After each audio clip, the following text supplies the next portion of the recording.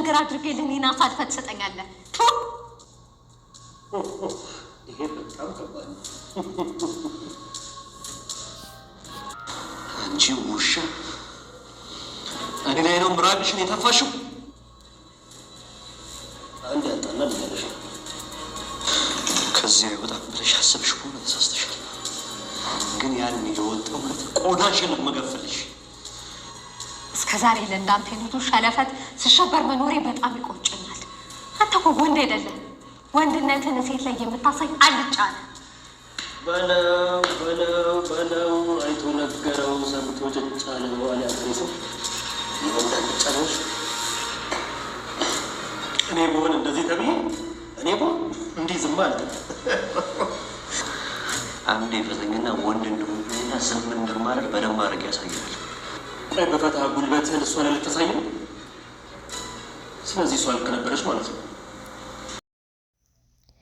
መድብል ጀግናው በስተመጨረሻም ማህሌትና ዝናን በእጁ ማስገባት ችሏል ማለት ነው። እንግዲህ ማህሌትም እየተንሸራተተች ወደ መድብል እየተጠመጠመች ያለችበት ሁኔታ ነው የሚገኘው።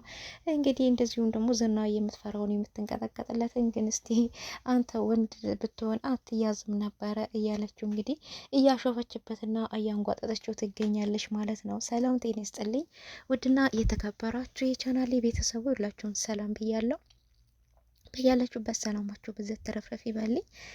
ምሳሌ ድራማ እንግዲህ የተወሰኑ ሰዎች ብዙ ሰዎች በስቃይ ውስጥ በመከራ ውስጥ በሰቀቀን ውስጥ ነበር የቆዩትና እንግዲህ አሁን እነኛ ሰዎች ደስታቸውን እያዩ ያለቀሱት እየሳቁት ደግሞ እያለቀሱ ነው የሚገኙት ማለት ነው። እንግዲህ ዝና በጣም ጨካኝና ክፉ ሰው እንደዚሁም ደግሞ ወንድ ሴት ሳይሆን የሰው ሕይወትን እስከ መሸጥ ደረጃ ድረስ ያለ ሰው ነው ማለት ነው። ዛሬ ግን በመድብል ቁጥጥር ውስጥ ውሏል ማለት ነው። መድብልም እንግዲህ በእጁ አስገብቶታል። ጠበቃውንም መኪና ውስጥ ይዞት ነበረ። አቶ ዝና እንግዲህ አፉን አፍኖ ተደራድሮ እንግዲህ ሚሞሪውን ሊቀበለው ነበረ። እሱም ያው አልተሳካለትም። ያው ከኋላው መጥቶ እንደዚሁም ደግሞ የሱ ጠባቂዎቹን በየመንገድ ላይ ያሉትን በደንቡ ጠብቆ ይሄ ሰውዬ በሌላ መንገድ ሊመጣና ሊያጠቃን ይችላል ብሎ እንግዲህ አውርቶ ካፉ ሳይጨርስ ነበረ መድብል ከኋላ መጥቶ ሽጉጡን የደቀነበት ማለት ነው። እሱ እንግዲህ መድብል እውነት ከዳኸኝ ማለት ነው። እኔ እኮ አንተ ማመን አልነበረብኝም እየዋሻኸኝ እንደሆነ ውስጥ የጠርጥሮ ነበር ነው ያለው። ብጠረጥርም ምንም ማድረግ አይቻልም፣ ምንም አማራጭ የለህም በማለት ነበር እንግዲህ መቶት የጣለውና እሱ ሲወርቅ እንግዲህ ጠበቃውን ከመኪና ውስጥ አውጥቶታል ማለት ነው። ጠበቃውም ነጣ ወጥቷል ማለት ነው። እንግዲህ ጠበቃውም ከነሱ ጋር ተቀላቅሎ ሉላንና ሞገስን ጎዳለው ብለው የማይሆን ነገር ውስጥ ገብቶ ነበረ። እሱን ግን ካለፈው ህይወቱ ተምሮ ከሞት አፋፍ ላይ አምልጦ ሞቷል፣ ተቀብሯል ተብሎ እንግዲህ ለቤተሰቦቹ እስከ ማስለቀስ ደረጃ ድረስ ተደርሶ ባዶ ሳጥን ነበር የተቀበለውና እሱን ግን ወደ ገጠር መሄድ አለብህ፣ ወደዚህ የምትመለስ ከሆነ ግን ሞተሃል ተብለሃል፣ ጨርሰሃለሁ ነበር ያለውና እሱም እንግዲህ ወዲያ ገጠር እየተንገላታ ውሻ ሆኖ በቃ ታሞ መንገድ ላይ ብዙ መከራዎችን አሳልፏል ማለት ነውና ይሄ ሁሉ ነገር የሆነው ግን ለሙያው ታማኝ ባለመሆኑ ለስራው ታማኝ ሆኖ ባለመስራቱ ብዙ ዋጋ አስከፍሎታል ማለት ነውና ነገር ግን አሁን የሰው ልጅ ከጥፋቱ ይማራል። ከጥፋቱ ተምሮ እንደዚሁ እንግዲህ ሲሳደድ የነበረው በፖሊስ ሲፈለግ ገለሃል ተብሎ በፖሊስ ሲፈለግ የነበረው ሞገስ ነው ማለት ነው። ሄዶ ከወደቀበት አንስቶት ወደ ብሩክ ቤት ያስጠጋው ማለት ነው። እንደዛም እንግዲህ በጣም ታሞ ለሞት ደረጃ ደርሶ ሆስፒታል ገብቶ ከሆስፒታል ውስጥ እንግዲህ ድጋሜ ሊገሉት ሄደው ነበር የዝና ሰዎች የሆኑና ከዛ እንግዲህ ተሽሎት አምልጦ ሸሾ ወጥቷል ማለት ነው። ከዛም ወጥቶ ግን መድብል መያዙን ሲሰማ መድብል ልቀቀውና እኔ እያዘኝ ነበር ያለውና ስለዚህ ይሄ ሁሉ ዋጋ የከፈልኩት ለስራዬ ታማኝ ባለመሆኔ ለሙያዬ ታማኝ አገልጋይ ባለመሆኔ ነው ይህን ሁሉ ዋጋ እየከፈልኩ ያለሁት በማለት እንግዲህ ተጸጽቶ ወደ ራሱ የተመለሰበት ሁኔታ ነው የሚታየውና ቢሆንም ግን ማህሌትም ያው በመድብል ቁጥጥር ስር ውላ ታስራለች ማለት ነው። እንደዛው መድብል እንግዲህ መድብል ሞገስንም ዝናንም ወደ እሷ ወዳለችበት ቦታ ቀላቅሏቸዋል። እንግዲህ ማን ነው ግን የሸፈነኝ? የታባን ያመጣኝ አንተ መድብል ፍታኝ ነበር ያለውና እንግዲህ ፊቱን ሲገልጥለት ያው ማህሌትን አግኝቷታል ማለት ነው።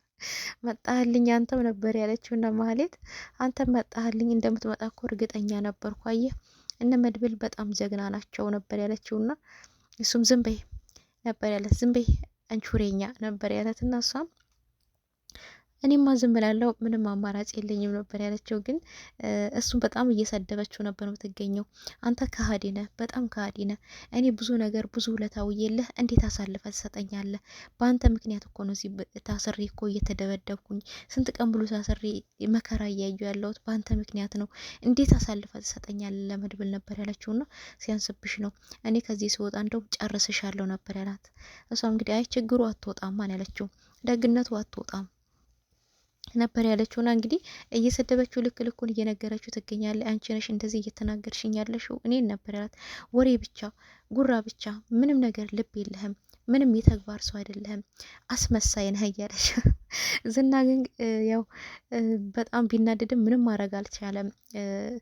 በጣም ታስሯል ስለሆነ ችግር ውስጥ ነው። መድብል ያው ዳር ቁጭ ብሎ እየሳቀባቸው ነበረ። ወይ አይጥና ድመት እንግዲህ ተጃመሩ፣ አይጥና ድንብጥ እያለ እየሳቀባቸው ነበረ። እሺ አንቺ ደግሞ ወዴት ለመለጠፍ እየሞከርሽ ነው እያለች ነበረ።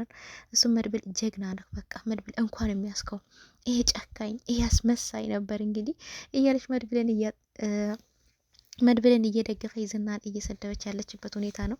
እኔ በፊቱም መድብል ከእናንተ ጋር ነኝ ነበር ያለችውና በይ ወዴት ነው ደግሞ ጠጋ ጠጋ በአንድ ብርጭቆ ውሃ ነበር ያላትና እንግዲህ ምግብ አምጥቷቸው እየሰጣቸው ነበርና እንግዲህ ሁላችንም በቃ በጣም ውሃ ጠምቶኛል እያለች ነበረ። እሷም ሞገስም እንደዛው ዝናም እንደዛው ውሃ በጣም ጠምቶኛል እያለ እየለመነ ያለበት ሁኔታ ነበር። ነገር ግን እባክህ የተፈጥሮ ጉዳያችን እንወጣ ልቀቀንም እያሉት ነበረ። በፍጹም እቤቴ አንዴ ገምቷል እዚህ ወላችሁ ልቀቁት ይሆኑን በፍጹም አለቃችሁም እያላቸው ነበር የሚገኘውና እንግዲህ ክፉዎች በቁጥጥር ስር ውለዋል። እቤት ያሉት እንግዲህ በደስታ ተሞልተዋል። ያው ቅድስትና ብሩክም በቅርቡ እንደሚጋቡ ሽማግሌ እንደሚላክ ያው እየተናገሩን ያሉት ሉላና ሞገስም ነጻነታቸውን አውጀው በቃ ፊታቸው በርቶ ፈገግታ ሳቅ ይታይባቸዋልና እነሱ እንግዲህ ንብረታቸውን ለማስመለስ ጠበቃ ደግሞ በነጻ የሚከራከርላቸው ጠበቃ አግኝተዋል። እሱ እንግዲህ ለማን ነው ይሄ ደግሞ በነጻ የሚከራከርልን ጠበቃ አሁን ሌላ ችግር ውስጥ እንዳንገባ እያለች ነበር። አይሆንም ጥሩ ሰው ነው እወጣዋለሁ ብሏል። በሪሁን ይባላል ነበረ። ማን ነው ይሄ በሪሁን ብትለው እንግዲህ ታውቂዋለሽ በደንብ ነው የምታውቂው ብላትም በፍጹም ላውቀው አልቻልኩም በሪሁን የሚባል ጠበቃ አለ እንዴ ብቻ ያ ሰውዬ እንዳይሆን ነበር ያለችውና እንግዲህ አዎ እሱ ነው ግዴታውን ለመወጣት አሁን ቃል ገብቷል ነበር ያለውና እሱ እንግዲህ መጥቶ ሉላ ሀገር ላይ ወድቆ ይቅርታ ጠይቋታል ማለት ነው። ያው ደስ የሚለው ነገር ሉላም ይቅርታውን ተቀብላለች ማለት ነው። እሱም እኔ ሚስትና ልጆች እያለኝ አንቺ ላይ የማይሆን ነገር በማድረጌ ደግሞ በማሰቤ ለራሴ ዋጋ ከፍያለሁ፣ ለራሴ ችግር ውስጥ ገብቻለሁ፣ በጣም ይቅርታ ለሙያዬ ታማኝ ባለመሆኔ ነው ይህ ሁሉ ነገር ባንቺ ላይ ለማድረስ ያስገድደኝና በጣም ይቅርታ በማለት እንግዲህ ይቅርታ ጠይቋት እንደዚሁም ንብረታቸውን በቅርብ እንደሚያስመልስላቸው እየነገራት ይገኛል ማለት ነው። እንግዲህ በጣም ደስ ብሏቸዋል። ብሩክም እንግዲህ መድብለን እነኚህ ሰዎች መቼ ድረስ ነው አስረ የምታስቀምጣቸው? ለምን ለህግ አሳልፍ አልሰጣቸውም እያለ ነበር። መድብል ግን ለየትኛው ህግ ነው አሳልፍ የምሰጣቸው? ምን ህግ አለና? በህግ ውስጥ ያሉት የነሱ ሰዎች ብቻ ናቸው፣ በገንዘብ የተያዙ ናቸው። ስለዚህ ቢለቋቸውስ?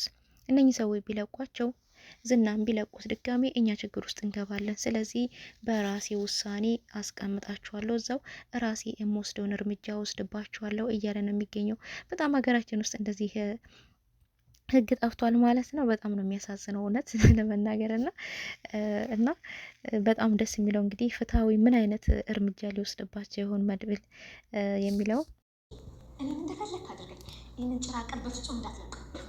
አክሽን ዝጊ ያሉሽ ነው ወንድ ከሆንክና እናዘጋለን እናዘጋለን።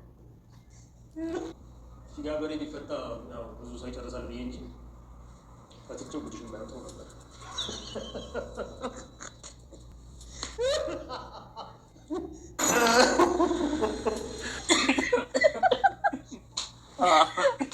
እኔ ሳቁት ግን እኮ መድብልም ብሏል መጨረሻ ላይ እኛ ነን የምትቀው። መለስ እዚሁ እንገናኝ። በጣም ጥሩ እሺ። ይቅርታ ካላደረግሽልኝ በቃ ሉላ በእውነት አንቺ ላይ ያደረስኩት በደል በጣም ይከፋል። ገና ብዙ ደስታ ከፊታችሁ ይጠብቃል ብለሽ አልነገርሻችሁም ነበር? አይወርክ ገና ባይ ከዚህ በላይ ደስታ አለ ብለን ግን አንቻችሁን ነገር መቼ ማርዱ አትልስ ሊቀርልንም በአሁኑ መድብል አምርረዋል።